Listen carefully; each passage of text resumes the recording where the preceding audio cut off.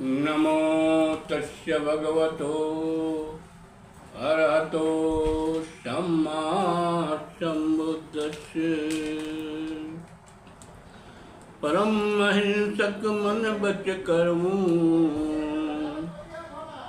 सतत करुण रस पूरत मरमूं। अमल अशोक लोक हित कामी, नमो तथागत बुद्ध नमामि। जो मन वचन और कर्म से महान अहिंसक है, जिनका हृदय निरंतर करुणा के रस से परिपूर्ण रहता है, जो देश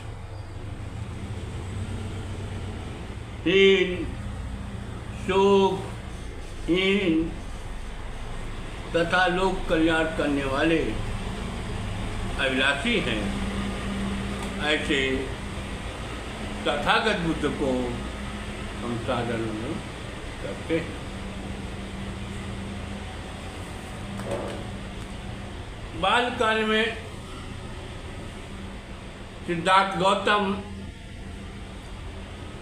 अपने भाई बहन राजकुमार नंद, बहन उपनंदा तथा अन्य भाइयों बहनों के साथ राजमहल में खेलते थे, कूदते थे, नाचते थे। उनका व्यवहार सभी के प्रति मिलनसार था, प्रेम युक्त था।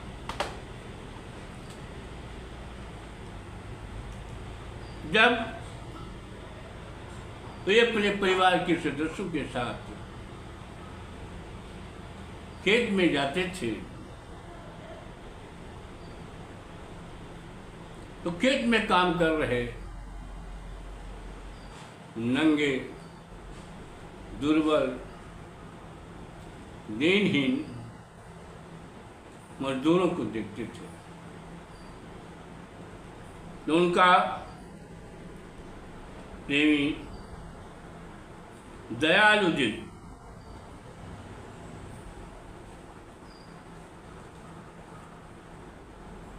द्रवित हो जाता था।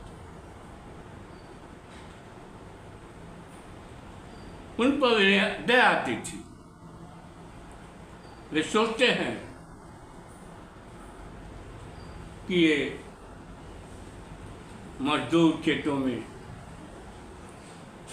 कितने परिश्रम से, कितने मेहनत से दिन रात काम करते हैं, फिर भी गरीबता में जीते हैं, विपन्नता में जीते हैं, जबकि यहाँ के राजा, सामंत, जमींदार सभी लोग ऐशो आराम की जीवन जीते हैं। इन भेदभावों से उनका मन कुंठित और दुखित हो जाता था। उन्हें ऊंच नीच की भावना उचित और अच्छी नहीं लगती थी। सिद्धार्थ गौतम शांति व दयालु प्रकृति के थे। ज्यों-ज्यों बढ़ते गए, ज्यों-ज्यों उनकी आयु बढ़ती गई, उनके मन में करुणा, दया के साथ साथ वैराग्य भाव भी बढ़ता गया। वे एकांतवास करने लगे। उन्हें एकांतवास प्रिय था। साधु संतों के साथ सत्संग करना, उनको प्रिय था। सिद्धार्थ गौतम के साथ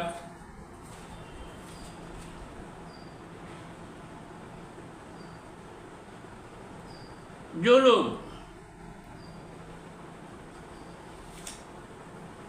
विलासतापूर्ण जीवन जीते थे, सिद्धार्थ उन्हें यह दृष्टि से देखते थे। सिद्धार्थ गौतम के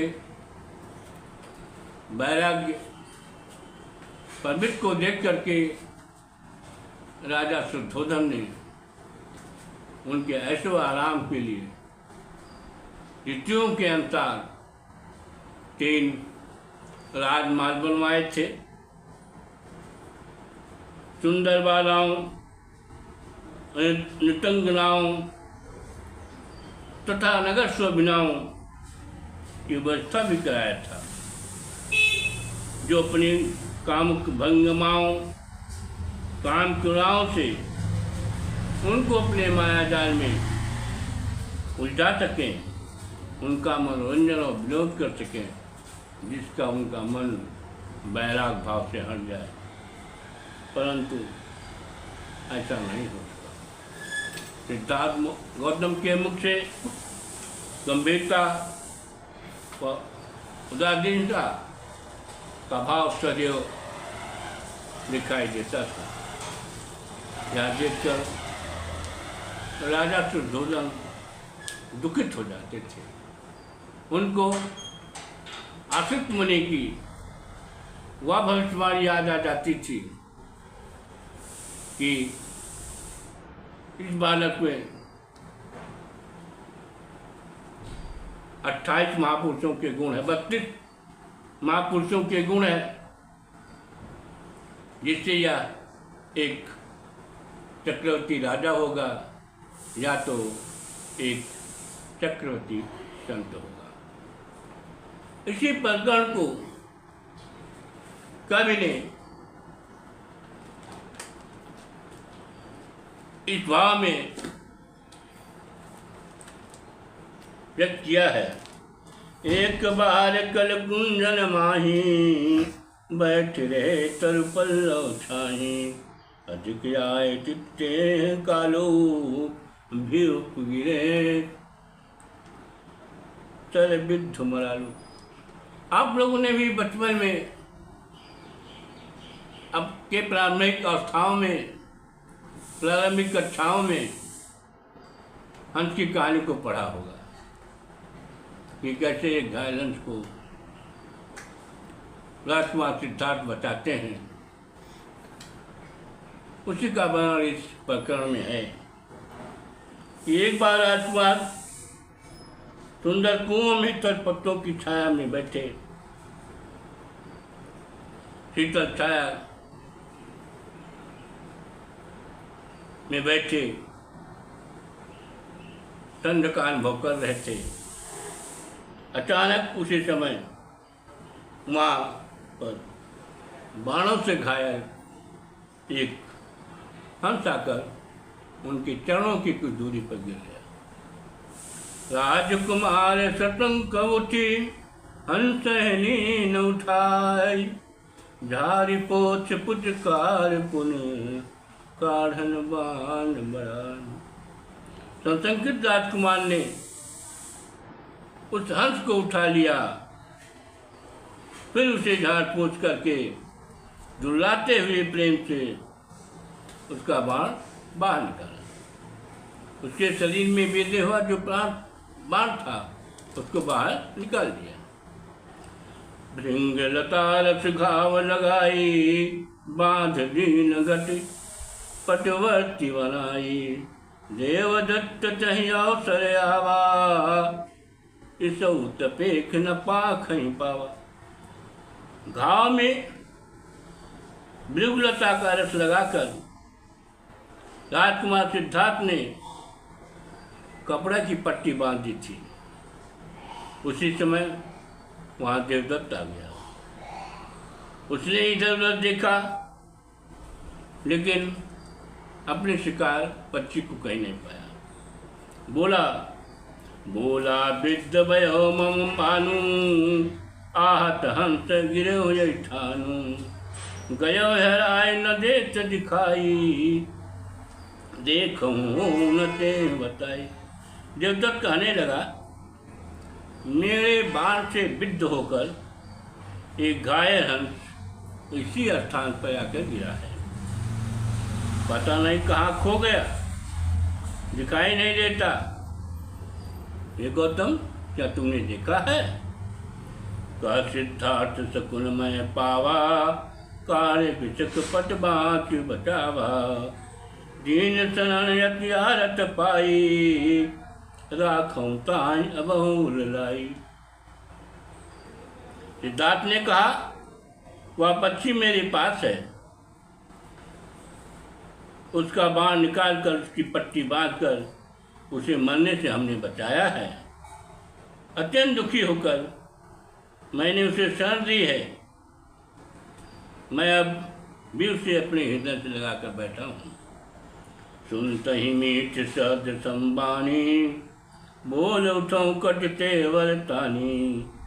जन्म ही के तुम काहिल आहू, बिन शर्म लाभ समेटन चाहूँ।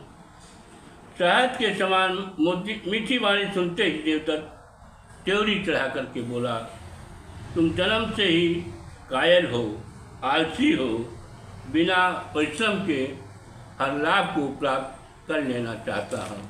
नमो।